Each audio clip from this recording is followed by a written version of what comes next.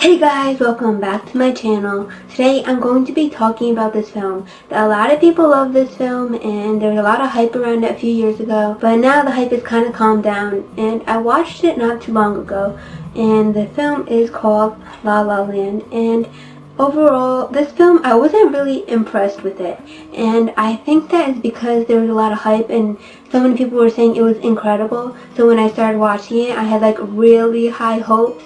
I feel like if I didn't hear what anyone else had to say and I just watched it, I feel like I would have thought it was a really good film. But because I was expecting it to be like incredible, that's why I was like not impressed. But I think the music in it is kind of like the best part of the film because it tells the story perfectly and it fits right in. I am not a fan of musicals, but I still like that element of the story and how the music fit perfectly, like so smoothly into the story.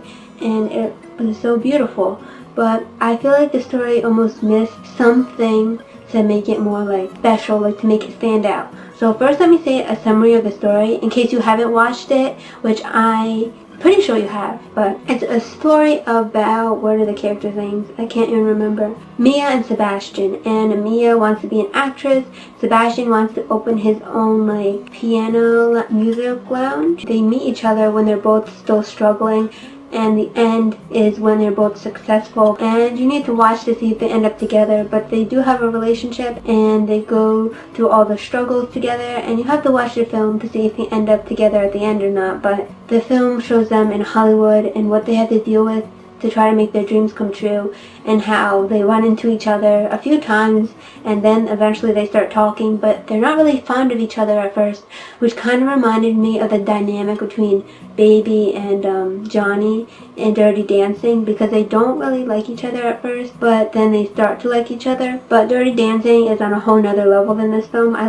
Dirty Dancing is like one of my favorite films for a lot of reasons, but this film, I feel like, it says right here that it won 6 Academy Awards, and I think it's really good film. And maybe when you compare it to other films that came out in the year, maybe it's really good. Or maybe people who watch it who are really into musicals and music, I can tell how they would really love this film.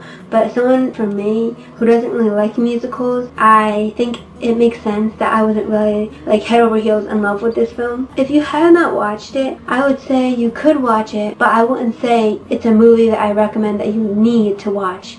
There are some films that I've watched that I always recommend to people, and this is one where I'd be like, you could get away without watching it. The acting is fine in it, the singing is good, and I heard that Ryan Gosling learned how to play the piano just for this role, which is pretty cool, but I feel like it just missed something to stand out for me. It's so good, but I feel like if it just had some extra pizzazz, then I feel like I would have liked this film. Some extra like unpredictable road bump that I couldn't have predicted. I feel like that would have made this movie stand out and would have taken it to the next level, so I would have loved it and recommended it to other people. So those are my thoughts on La La Land. I know it came out a while ago, but I just wanted to talk about this because I tend to watch movies like a while after they come out, because I usually don't like to hear other people's opinions on it, or I don't like to have so much thoughts in my mind about the movie before I watch it, so I can watch it with just an open mind. But when you watch a movie when it just came out, sometimes there's people in the theaters and they talk so much, and then you hear their opinions